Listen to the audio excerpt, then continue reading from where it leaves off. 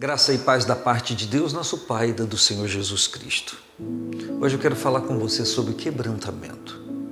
Na terça-feira e na quarta, eu comecei a falar sobre circunstâncias que envolveram a vida de Neemias e a maneira como ele reagiu àquilo que ele se inteirou. E hoje eu quero falar sobre quebrantamento, que é a terceira fase de uma grande obra de Deus na nossa vida. A primeira foi enxergar a realidade. A segunda foi reagir a ela no seu aspecto emocional e no seu aspecto posicional, espiritual. E essa terceira fase envolve quebrantamento. Olha o que aconteceu.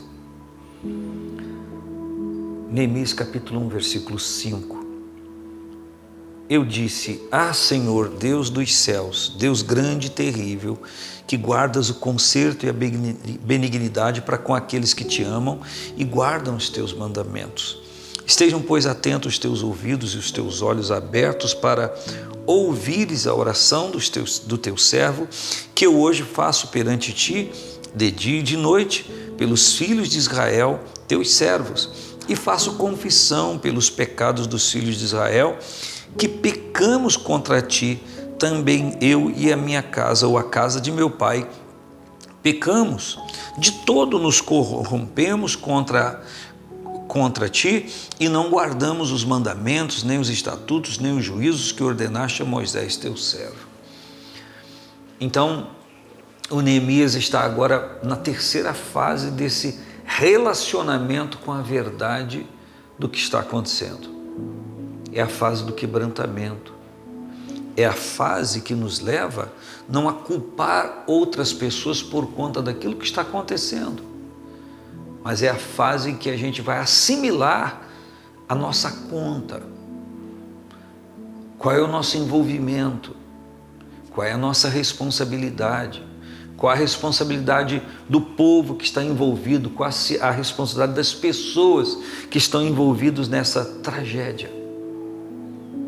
É a fase em que a gente acorda para a realidade, assimila a culpa e confessa diante de Deus e se coloca como alguém que está arrependido, quebrantado, voltado para Deus e disposto a fazer algo para que aquela situação se resolva. Quebrantamento é a atitude de uma pessoa que assimila isso. Não culpa a Deus, assume a culpa, consegue entender, compreender a realidade disso. E ele diz, ele ora a Deus e no versículo 5 que eu li para você e com você, ele qualifica Deus.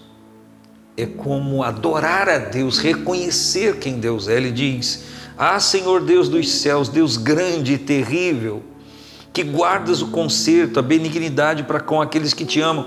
Ele está dizendo que Deus guarda o seu conserto, guarda a sua aliança. Quando ele diz isso, ele diz: Senhor, não foi o Senhor quem falhou. O Senhor continua guardando o teu conserto, o Senhor continua guardando a tua aliança. Se houve uma ruptura de relacionamento, a culpa não está no Senhor, a culpa está em nós. É isso, é dessa forma que ele se coloca diante de Deus. E ele diz: Eu faço oração, eu faço clamor pelos filhos de Israel. Estejam, pois, atentos os teus ouvidos, os teus olhos abertos, para ouvir a oração que faço ao Senhor nesse momento. E ele se posiciona, ele diz: faço de dia e de noite, é uma oração constante, é um clamor sem cessar. Ele diz: eu oro pelos filhos de Israel, os teus servos, e faço confissão pelos pecados dos filhos de Israel. Ele diz: a razão de tudo isso estar acontecendo foi uma quebra de aliança, de pacto com o Senhor do meu povo, porque o Senhor mantém a sua aliança viva. A Bíblia diz que mesmo que sejamos infiéis, Ele, Deus, permanece fiel, porque não pode negar-se a si mesmo, porque uma das bases do nosso relacionamento com Deus e de Deus para conosco é a fidelidade de Deus, e Ele espera a nossa correspondência a Ele. Então Neemias diz: o meu povo pecou, a nação de Israel pecou, e ele diz: a minha casa pecou, os meus pais pecaram, nós pecamos. Ele não torna vil o povo de Israel e diz: eu sou bonzinho. Ele diz: nós pecamos, nós como povo transgredimos. Ele então entra na circunstância do povo, para ser, ou sendo um do povo, representar o povo diante de Deus para clamar por socorro. Interceder não é tão difícil, orar não é tão difícil, mas chorar com os que choram não é fácil. Quando você assimila a circunstância, a situação que uma pessoa está vivendo, se coloca junto a ela naquele clamor ao Senhor e se assemelhando a ela, você traz o choro, traz o clamor, fala com Deus como alguém que está envolvido naquela dor. Foi o que Neemias fez. Ele se quebranta e ele diz: Senhor, a falha nunca esteve no Senhor. Muitas pessoas vivem dores e perdas na vida, e ao invés de se quebrantarem e dizer erramos, houve falha em nós, algumas pessoas, até mesmo que se assentam aos bancos da igreja, ouvem a palavra de Deus e diz que servem ao Senhor, reclamam de Deus. Por que Deus permitiu isso acontecer? Por que Deus não fez nada? Deus não fez nada, Deus está fazendo muita coisa antes de você nascer. Antes daquela pessoa que você estimava falecer, morrer, Deus já estava fazendo muita coisa. Aliás, Deus estava fazendo tudo que compete a Ele. O problema nosso é que nós queremos que Deus faça a parte dele e a nossa. E temos dificuldade de assimilar e assumir culpa e responsabilidade. Se isso acontece na vida humana comum, nos disfarces que as pessoas vivem, como não na vida espiritual? Só que na vida humana comum, nem todas as câmeras filmam o que a gente está fazendo, nem a nossa intenção. Só que quando nós lidamos com Deus, é por isso que Neemias diz: Tu és Senhor Deus dos céus, grande e terrível. Quando ele diz a expressão terrível, ele está querendo dizer: não adianta eu aqui usar de palavras que não sejam reais, porque o Senhor sabe da realidade de cada coisa. Deus conhece o coração, Deus pesa os espíritos, Deus sabe da realidade interior de cada pessoa.